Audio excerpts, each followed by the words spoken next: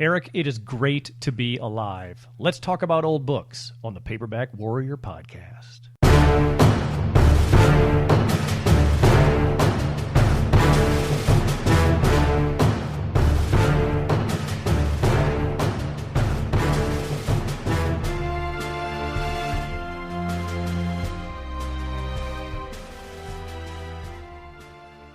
Thank you for joining us for the Paperback Warrior podcast. We're a vintage fiction discussion and review show touching on the world of 20th century crime, action-adventure, western, and espionage fiction. Our website, paperbackwarrior.com, showcases book reviews every day and feature articles about our favorite authors and series titles. You can always follow Paperback Warrior on Facebook to join the fun and see the classic cover art of these books we discuss. My name's Eric, and I want to introduce my podcast partner, Tom, who's going to tell us about today's episode. Thanks, Eric. Our feature today will be presented by you, and the topic is an author I know less than nothing about. His name is Jack Pearl, so I'm excited to have a front seat as you drop these knowledge bombs on me and the listener. Tied into that feature, you're going to be reviewing a 1972 pinnacle paperback by Jack Pearl called The Cops. Meanwhile, since you're doing a cop novel, I will raise you with my review of the 8th book in the 87th Precinct series by Ed McBain. This one's from 1958. It's called Ladykiller. And we've also got some odds and ends to discuss. But before we do, why don't you do the monthly superfan shoutouts? I love doing these. So Paperback Warrior is a free podcast and website, and all of our content and episode archives are commercial-free. There's no paywall. How are we able to offer such high-quality, vintage fiction content at these rock-bottom prices? Well, we rely on the generosity of you, the listener, to keep us afloat. We have a PayPal tip jar at the paperbackwarrior.com main page, not the mobile, where you can donate to the show to help defray cost. If you can't donate, don't sweat it. We're just happy you're listening. All that said, we want to recognize the superfans who donated last month. Randall Masteller of the Spy Guys and Gals website, the internet's best resource for all things spy fiction. David Kowalski, Peter Robel, and I think that's it. Yeah, that's all I had on my list. So thanks. No, you got two more. Oh, do I? Yep. Who else you got? Patrick Lamb and Frank Silka. Oh, okay, great. Yeah, thanks, superfans. You're all really appreciated. I'm not sure if this would exist without you. Yeah, I just received the funniest email from that guy, Pat Lamb. I hope I'm pronouncing his name correctly, and he gave me permission to share it with you. So yeah, it's cool. Tell us about it. All right, so he wrote an email, said, "Hey, Tom and Eric by proxy, this little New Jersey town I live in has a week-long event every year where the residents throw pretty much everything they want out to the curb. People can pick through the items for a week, and then the city picks up everything that's left in a garbage truck. I've got some good books over the years, but always after sorting through and discarding the mountains of James Patterson, Janet Ivanovich, and other popular books that clutter up the sidewalks. After listening to your podcast episode about building your collection, I think it was maybe 9 or 10, I took your advice and scooped them all up this year, brought them to a used bookstore, and got nearly $100 worth of store credit. I don't know why I never thought of this myself. And I figured that if I had done this every year for the past 12 years I've lived here, I would have around $1,200 more worth of quality men's adventure books. I'll be using this method from here on in, and I wanted to pass along part of my profit of my first haul to you, to your excellent podcast." Signed, Pat Lamb. Man, I like hearing that stuff. I'm always, when we drive by, I'm always sticking my head right out the window and rubbernecking. And books, no matter what they are, they can be converted to cash and credit in some cases. Yeah. So it's I love hearing that stuff. Yeah, I do too. My town used to have that same sort of thing where everyone put their stuff out by the street and you had a week to dig through it. That's where we got our Playboys when I was a kid. It was there was this underground railroad of 9-year-olds trading in softcore pornography from that. Tom, before we do the feature, you had a public service announcement you wanted to make that ties into some vintage fiction books you received. Yes, and I don't want to belabor this, Eric, but there's an elephant in the room that I need to discuss. Eric and I don't ever want to make this show about us. To the extent that we've had success on the show, it's because we keep things moving and really keep it about the books. But then I do feel a real affinity for you, the listener, and if there's something I can do to help you, I'm always willing to do that. So here's my story. I recently turned 50 and went in for my very first colonoscopy. I was expecting it to be a non-issue, but when I woke up from the colonoscopy, they told me that I had colon cancer. That was just a couple weeks ago. A few days later, I was scheduled for surgery, and the surgeons cut out a section of my colon that was being menaced by the cancer and then sewed me back together again. And I'm recovering nicely now, and everything's cool.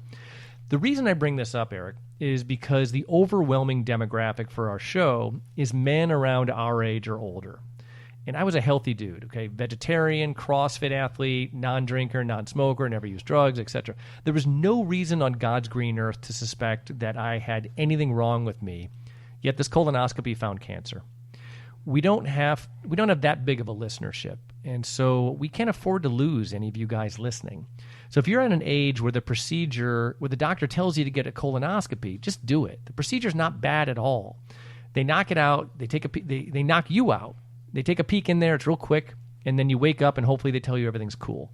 And the only reason I'm evangelizing about this is because this colonoscopy I had really just saved my life. And Eric and I care about you, the listener. And so I just wanted to share that with you guys because I'm friends with a lot of you guys personally. Some of you knew that. And it just seemed like a weird thing to not address since it's been a big part of my life for the past couple of weeks. Yeah, man, I was really surprised by that, and I was scared as well. So, man, I'm really glad you're okay. Me too, and I got lucky. There's no indication that the cancer is spread elsewhere. I got to go in for some more tests just to sort of make sure I get, like surveillance. But anyway, the reason I'm bringing this up, other than perhaps saving the lives of our 350 listeners, is that there's a book angle to all this. You've got some colon-related action heroes you want to tell us about? Sadly, no, but I'm open to suggestions. There's actually a pretty tight community of vintage paperback review and media people out there, and we're lucky to be part of this brotherhood. Two of my favorite outlets for people who do what we do. One is YouTuber, a guy from England named Jules Burt, who does fantastic YouTube videos about vintage paperbacks. And then there's our friends at the Six Gun Justice podcast, who do a podcast every Monday on Western fiction. Both of whom sent me book-related care packages to kind of keep me company during my surgery and the recovery. And so we heard from a lot of friends in the vintage paperback community, and thank you for all the kind words and well wishes. But I want to use the care packages I received from YouTuber Jules Burt and podcaster and author Richard Prosch for my new acquisition segment that we always do this week. Let's start with Jules. He actually made an entire YouTube video on his channel discussing the books he sent overseas to me from England to enjoy, and I'm really appreciative of that. I'm going to link to the show in my show notes, but it was incredibly thoughtful. You can see the video on Jules Burt's YouTube channel. It's called Special Get Well Video for Tom, and like I said, I'll link to it. So anyway, so Jules sent me the following paperbacks I want to tell you about. I'm going to hand them across to you as I go through them. First one is a famous one, The Maltese Falcon by Dashiell Hammett. Very nice. Now, that particular copy that I just handed to you is the very first Pan Books UK paperback edition. Now, Jules doesn't know this, but The Maltese Falcon is a book I've read, and it remains one of my favorite books ever. I haven't read it in 30 years, though. People know the movie starring Humphrey Bogart, but the novel's just as awesome, and it had a huge influence on the private eye genre. Now, Jules has inspired me to read it again, but I don't want to do anything to soil or damage that copy he just sent me because it's going to put my kids through college someday. So I'm going to keep that pristine and keep it in a place of honor in my library. He also sent me, let me grab this one here. Okay. This book is called Crowns Can Kill. It's a Hank Jansen paperback. Let's take a look. Now, Hank Jansen was a pseudonym for British author Stephen Francis, who later wrote the John Gale spy series that I really enjoy. Now, the Hank Jansen books are hard to find in the U.S., so this is a big deal for me to actually have this one.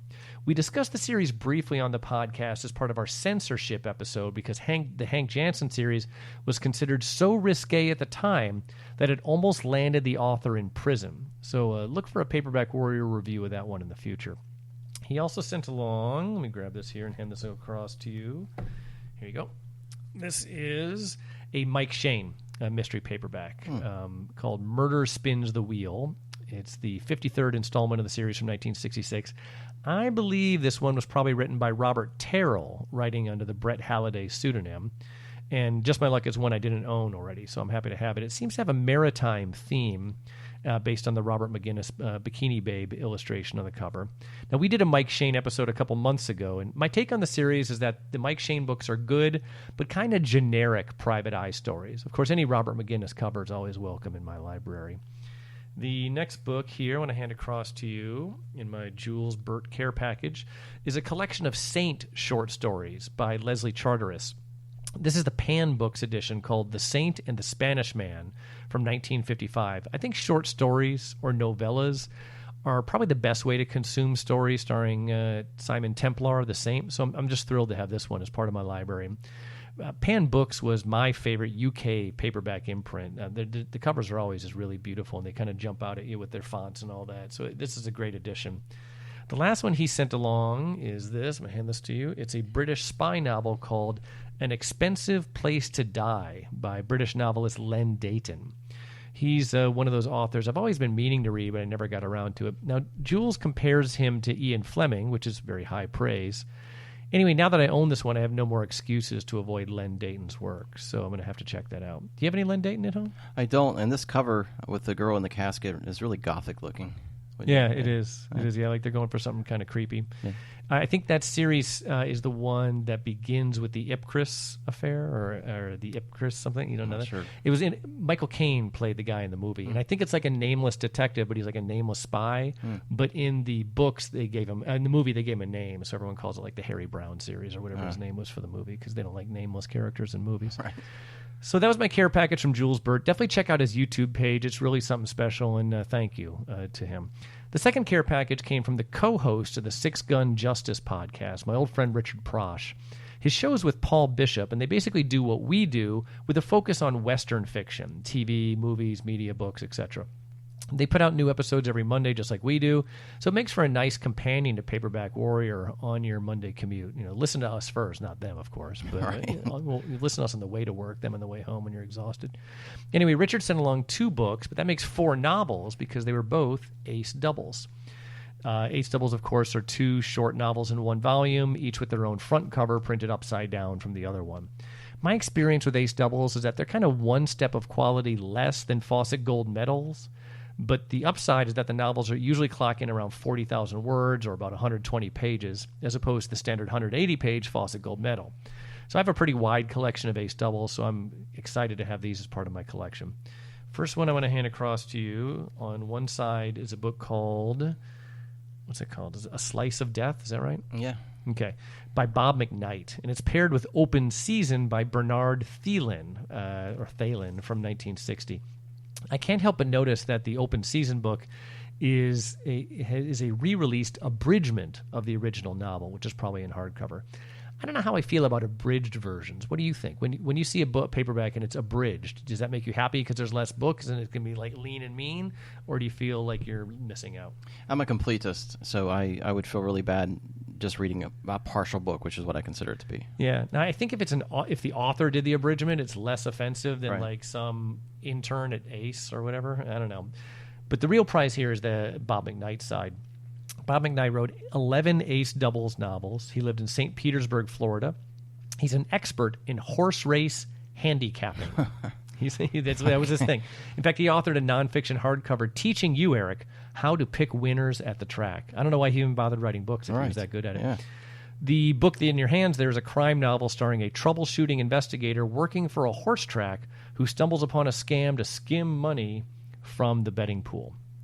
The other ace double that Richard sent along, I'm going to hand this over. It pairs The Smasher by Talmadge Powell with If Hate Could Kill by Jack Bradley. This one's also from 1960. I've read quite a bit of Talmadge Powell, and he's always reliably good. In The Smasher, a woman calls her husband and says that someone's trying to kill her. He rushes home to find his wife dead and a note threatening his child. So it's basically a revenge thriller with the dude trying to hunt down his wife's killer. The other side is a book by Jack Bradley. I've never heard of him. It's his only crime novel, and I could find nothing on the guy. I checked all my traps to see if he was a pseudonym with no luck. I'm kind of failing the listener on that one. If Hate Could Kill is about a guy named Arnie who is being blackmailed for a long time by a thug. Arnie turns to his friend to end the blackmail and kill the blackmailer. It sounds great. I'm definitely going to check it out. I just don't know anything about Jack Bradley.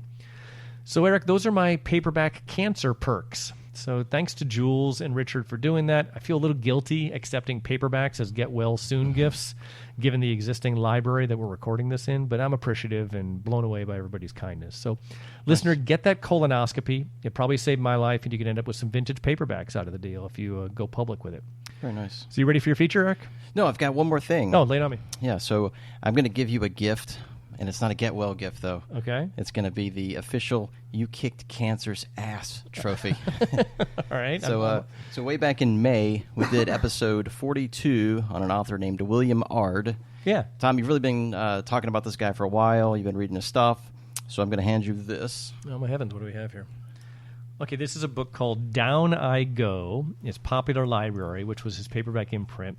Now, it says the author here is Ben Kerr, K-E-R-R. But I happen to know, as the resident William Ard expert here at the table, right. that Ben Kerr was a pseudonym of William Ard. And it's tough Lou Bantle was out on parole, and he's an embittered ex-cop who served time on a phony rap. And well, thank you. I will definitely check this out and read it. I've been trying to work my way through the William Ard library, and this is good. And it totally made ass cancer worth it. Right, there you go. All right, so... you got a feature to do. Yeah, we're going to do the feature now. All right, transition music, maestro. Today I want to talk about an author named Jack Pearl, who I've recently been collecting and reading over the last year.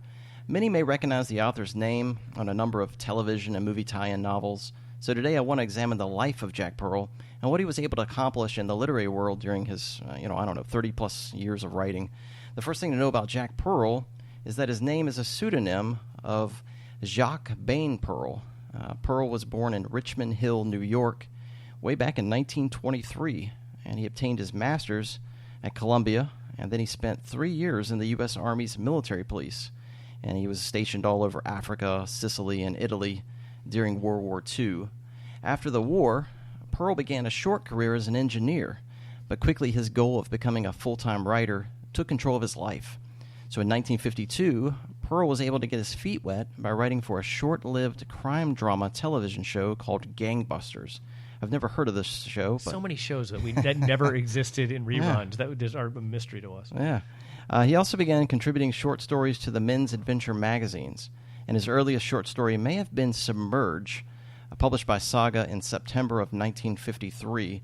And he would go on to contribute short stories to magazines like Man, Climax, Impact, and Boy's Life.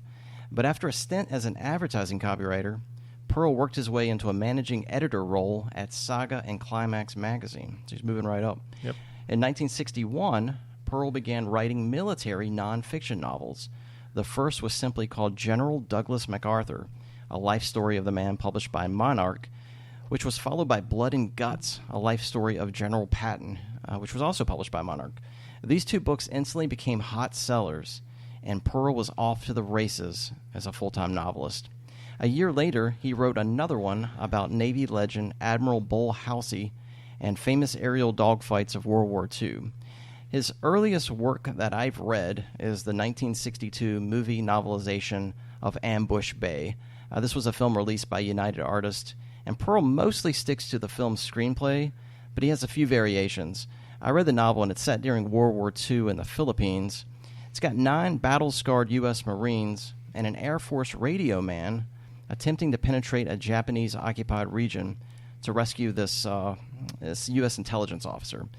So I really struggle with the book's opening chapter, and there's a ton of characters, which you and I just like. But my confusion subsided. The narrative finally focused on just a handful of characters and their journey. There's also a surprise twist in there that I really enjoyed, but it was a really good book. Question: When you read a movie tie-in, do you often seek out the movie either before, during, or after you read the book, or not? Never. Me neither. Never. I never do. I never watch old movies because I feel like my vision of the 50s, the 40s, 50s, and 60s is just my version of it. But when I watch it on TV or movies, it just messes me all up. I agree. Yeah. I agree. Sorry, continue. Yeah, no worries. So Pearl wrote a young adult series called The Young Falcons in 1962. The first was The Young Falcons. Second was Bruce Larkin, Air Force cadet. I haven't seen any of these out in the wild, but I don't know what how rare these are. In 1963, Pearl was still writing for magazines like Saga, In fact, Pearl started dabbling in cryptozoology with a lot of his stories. 1964 proved to be a very productive year. He authored a nonfiction book called Battleground World War I, as well as the movie novelization for Robin and the Seven Hoods. This was an all-star film showcasing Frank Sinatra, Dean Martin, Sammy Davis Jr., and Bing Crosby. That same year, Pearl rose to prominence with his book about historical assassinations. It was called The Dangerous Assassins. In 1965, he also authored the movie novelizations for The Yellow Rolls-Royce and Our Man Flint, as well as a prison novel called Stockade, which was published by Pocket Books. Now, Tom, I own this book, and I really want to read it, and here's why. It says on the synopsis, Stockade is a dramatic, violent tale in which a simple man, which could be any one of us, achieves a degree of self-knowledge that is possible from only the most painful depths of suffering. Stockade is an unusually moving and powerful reading experience. That speaks to me. I don't know why. Yeah, so it might be good. Yeah, it might be good. Considering it's a military prison story, I'm guessing that he probably got the idea from being an MP for years. It's over 300 pages, so that's why I'm kind of putting it off. One of Pearl's most popular novels was published in 1966. It's called The Crucifixion of Pete McCabe, and it's about a man convicted of rape and murder, and he must prove his innocence. In 1967, Pearl authored a television tie-in novel to the sci-fi show The Invaders called Dam of Death. That same year, he also authored the first of a 2-book series of young adult science fiction called Space Eagle, which, from what I can read, it's loosely based on the Lone Ranger concept. In 1967, Pearl authored 2 books as television tie-in novels to the show Garrisons Gorillas. One was a young adult novel called Garrisons Gorillas and the Fear Formula. The other was simply titled Garrisons Gorillas, a paperback published by Dell that serves as a traditional World War II men's action adventure. So knowing that Jack Pearl was your feature today, I checked my shelves, and Garrisons Gorillas was my only Jack Pearl title that I own.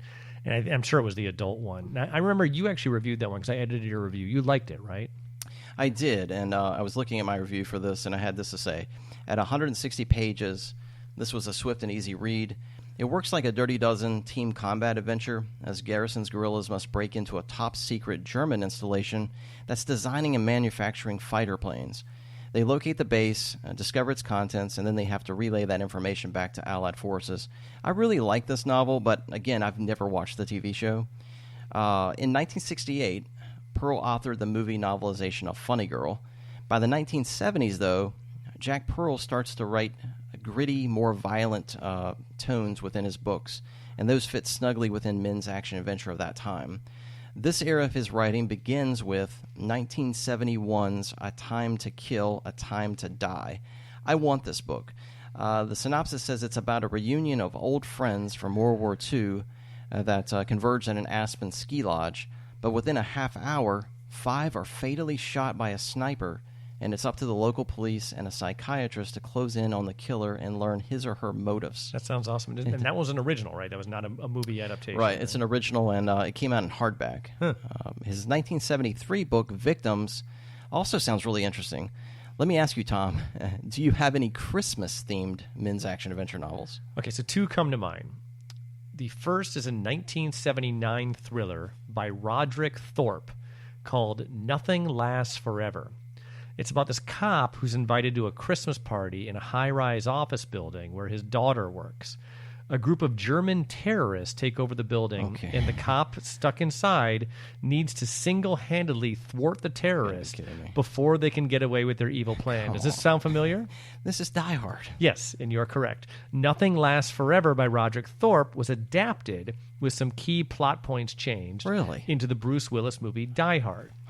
Fun fact is that Die Hard 2 was based on the 1987 book called 58 Minutes by Walter Wager, but I don't think that's a Christmas book. And again, I'm not trying to hijack your feature here, but as you were asking, I reached over to my shelf. I want to hand this to you. The Edge books by George G. Gilman were marketed as being the most violent Westerns in print, and they're actually written by Terry Harknett. Anyway, Edge number 28 from 1978 is called Eve of Evil, and it's the Christmas edition of this bloodbath of a Western series. Here's the plot synopsis. Seeking shelter from a snowstorm in a bleak ghost town, Edge finds a young couple, Joseph and the pregnant Maria. at the hands of hired killers.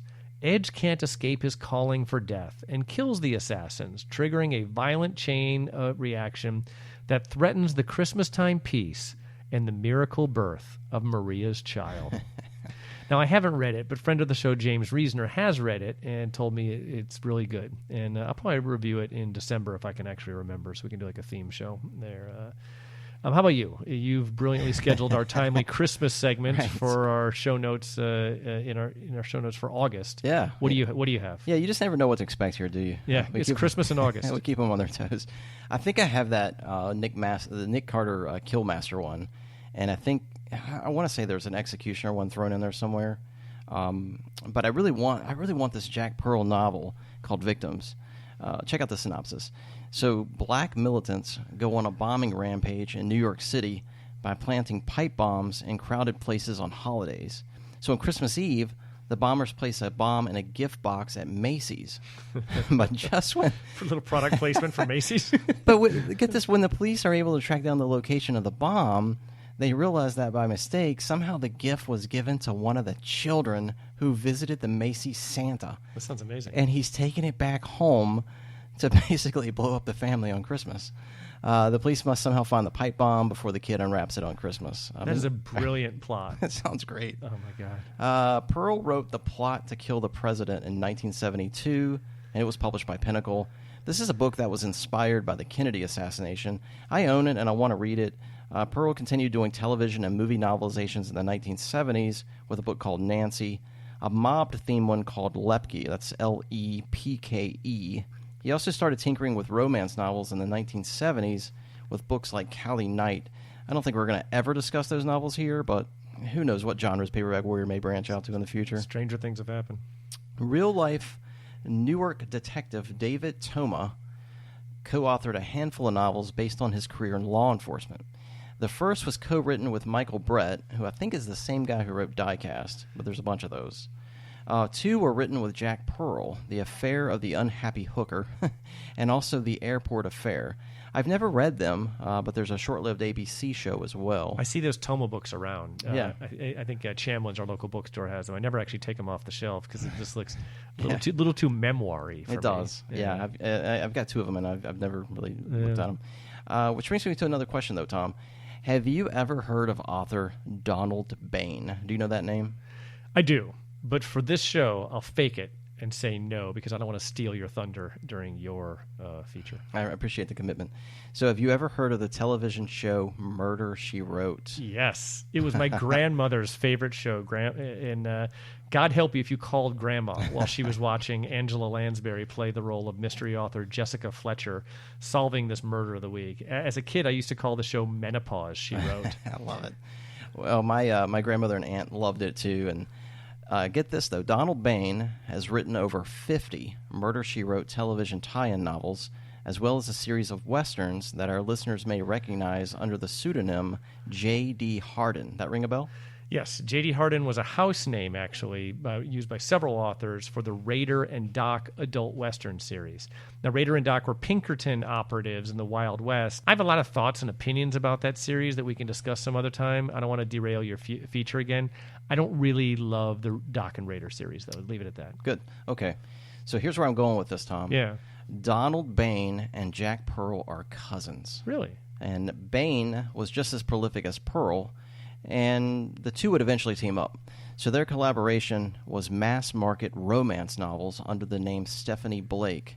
From what I can gather, I think there were at least 10 of these published from 1977 through the late 80s, I think. So this is what Pearl finished his career doing. He would pass away in Nassau County, New York in 1992. Now, I've got a review for Pearl's 1972 Pinnacle novel, The Cops to Do, but I've done a lot of talking, and I want to just get it over to you so you can do your review. Okay, sure. So my review today is going to be a book called Ladykiller by Ed McBain. Now, it's the 8th book in his 87th Precinct series of police procedural mysteries. Now, we did an entire feature on the 87th Precinct books a while ago that you can find in the archives. But the important thing to know is that Ed McBain was a pseudonym for author Evan Hunter. And the 87th Precinct series went from 1956 through 2005 for 55 books in the series, all written by the same guy. It's incredible. It features this ensemble cast of detectives solving crimes kind of dragnet style using realistic police work. Now, the early novels were thin, kind of 180-page books, very lean. The later novels were thicker and more involved as time changed and the market just demanded thicker books. I've been enjoying these thinner early novels in kind of random order. So today I want to talk about this 8th installment, the Ladykillers Ladykiller, from 1958. It takes place in the suffocating summer in the 87th precinct, and someone is threatening to kill a lady tonight at 8 o'clock. That's specific. It's very specific. So the threat comes to the police station in an anonymous letter delivered by some little kid. And so the question is it a legitimate threat or just the work of a crank? So they really don't have much to go on, and only 12 hours until 8 p.m., and so the cops use the letter itself for leads. Physical evidence. Are there fingerprints? Who is this delivery boy who dropped it off? Who's the lady that's going to be killed? And so they introduce a detective named Cotton Hawks, who takes the wheel as the lead investigator of this death threat. Now, Hawks is a great character, and I don't know if he appears a ton in the series in the future, but I hope so. He's this hard-nosed interrogator who really leans into every interview like he's shooting for a one-punch knockout. Now, the hero of the whole series is a guy named Steve Carella, who plays second fiddle to Cotton Hawks in this case. Now, Steve's the best detective in the 87th, and which is why the series really leans on him a lot. He's also the smartest mind in the 87th precinct, and his scenes tend to be the best. Now, watching Cotton and Steve evolve as new friends and partners was really, really fun to read. Now, the mystery itself is really two-pronged, as the detectives need to identify both the would-be murderer and his intended victim. There's some great action sequences as the cat and mouse game intensifies and the bullets start to fly. And I would say that to date, Eric, Ladykiller is my favorite book in the 87th Precinct novels. I haven't read that many of them, maybe half a dozen, but this one was the best so far. What I liked about it is that McBain, or Hunter, or whatever you want to call him, really tightened up his storytelling, and he let the cast of detectives focus on one important case. A lot of the other ones I read, there's like a B story or a subplot, a crime to solve. And the final solution to this one was logical, it was plausible, it was satisfying. This book was just a total winner. Now, I want to mention to our listener that newer editions of Ladykiller contain this really insightful introduction by Ed McBain, written years and years later, explaining how the novel came to be. The paperback was actually written over 9 days during the summer of 1957 at a rate of about 20 pages per day. And so this guy was just a total pro. And that was one book. He wrote 54 more. Yeah, exactly. Anyway, so you got a different police book to tell us about by that guy, Jack Pearl. Yeah, I do. So as alluded to earlier in the feature, Jack Pearl's writing style became more modern and mature in the 1970s. His novel The Cops was published in 1972 by the harder, more violent publisher in Pinnacle. I'll warn listeners up front that The Cops is filled with racial slurs, graphic sex, profanity, and more mature subject matter in comparison to the author's more lighthearted movie and TV novelizations. I think this book is just a product of the really racy 1970s. It focuses on an Irish family's commitment to wearing a police badge on the violent New York City streets. The paperback's main character is Tony Gargan. He's the youngest in a really long dynasty of cops. His father retired as a desk sergeant for NYPD's Western District. His older brother Sean works as a detective sergeant on the Vice Squad. And Tony's family history stretches all the way back to Ireland with his uncles and cousins or whatever being constables there. But in The Cops, Tony is brand new to the badge, and at the book's opening, he's working the beat, responding to, the normal stuff, routine burglaries and assaults and things like that. But within the book's opening chapters, Tony's promoted to prostitution stings, a short stint with Vice, and then he does a run through the violent African-American ghettos and projects. While this isn't, like an action-filled violent novel, like, comparing it to like Super Cop Joe Blaze, for example, but it isn't a procedural detective story like the 87th Precinct series. Surprisingly, Pearl's story performs more as a crime drama with snippets of action. It's got stuff like suicide jumpers and apartment fires. He's fighting a rapist and so forth. Most of the narrative is spent on the strained relationship between Tony and his brother Sean. Once Tony gains some experience in Vice, he begins to suspect Tony's involvement in the mob's gambling, drug, and prostitution rings. While Tony is learning the ropes, it's Sean who explains that catching the notorious criminals involves rubbing shoulders with the syndicate underlings. But as I read more in the book, I started questioning Sean's allegiance to the badge. The author also introduces a pleasurable romance angle with Tony and this prostitute named Alice, and that's a fling that'll eventually play a bigger role as the book reaches its end. Overall, The Cops is really good. It offered a unique perspective into the law enforcement vocation. It's a good cop, bad cop, and it tells the emotional stories that exist back home. I think if you want a balls-out, furious police thriller, this one probably isn't it.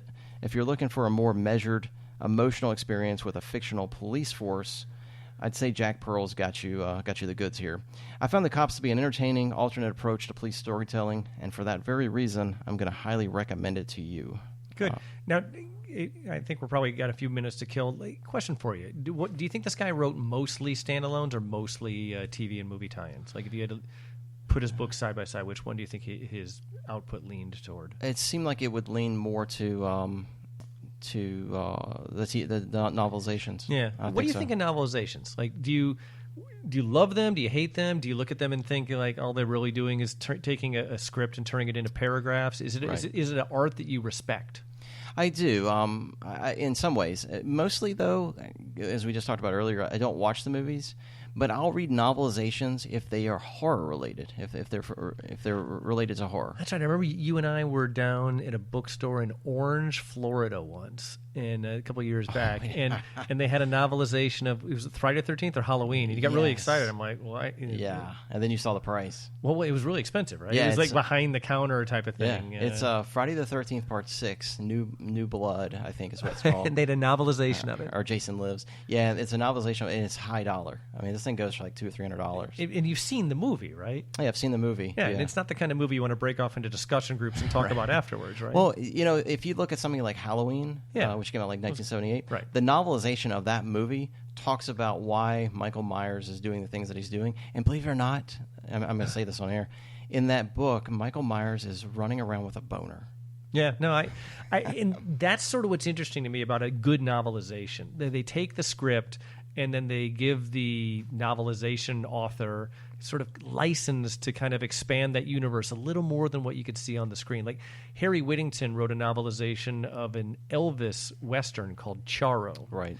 And I haven't read it, but Paul Bishop said it's really good and that he just really takes the idea of the script. I mean, the whole movie is in there, but there's all sorts of other stuff going on. And I guess I respect the novelization guys if they're willing to do that. But if it's really... I remember as a kid, I used to love novelizations. I remember reading the novelization to the Bill Murray movie Meatballs. Oh, yeah. Well, I grew up in the Bible Belt, and my parents were going to church every Sunday. Yeah. And I got drugged to church every Sunday until I was 16. My parents wouldn't let me watch any PG-13 or R-rated movies, but they didn't know that I could get into the bookstore and get the novelizations.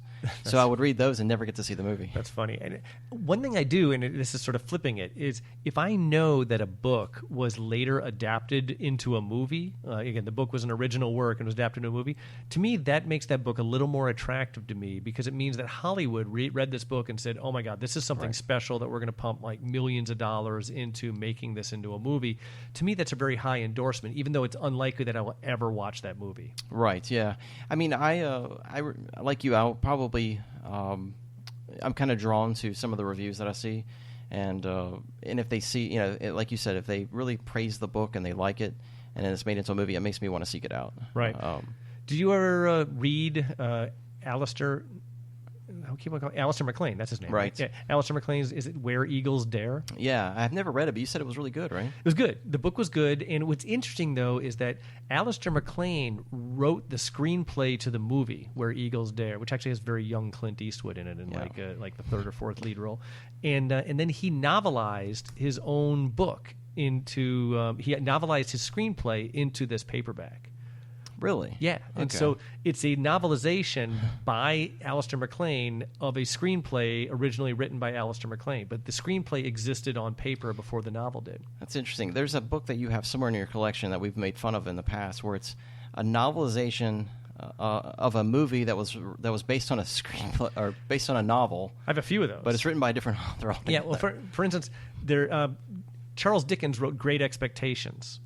and then they had a Great Expectations movie starring what's that actress who played Iron Man's girlfriend, Pepper Potts? Oh, yeah. Gwyneth Paltrow. And then someone does a novelization of the Gwyneth Paltrow. So it's like Gwyneth Paltrow's Great Expectations by Joe Blow, based on the screenplay by so and so, which is based on the book by Charles Dickens. That's crazy. It is crazy. And so, how are we doing on time? Is it, should we let these people get to work? They are there. Yeah, we're at the 40-minute mark. Oh, heck. I didn't know we went that long. Anyway, so with that, we're going to bring this episode of Paperback Warrior Podcast to a close. Please join us every day at paperbackwarrior.com, rain or shine, for all new reviews of all old books. Follow us on Facebook and Twitter to join the conversation, and donate to the show via PayPal if you have a mind to do so. Review us on iTunes. From my semicolon to your colon. Thanks for listening. Bye.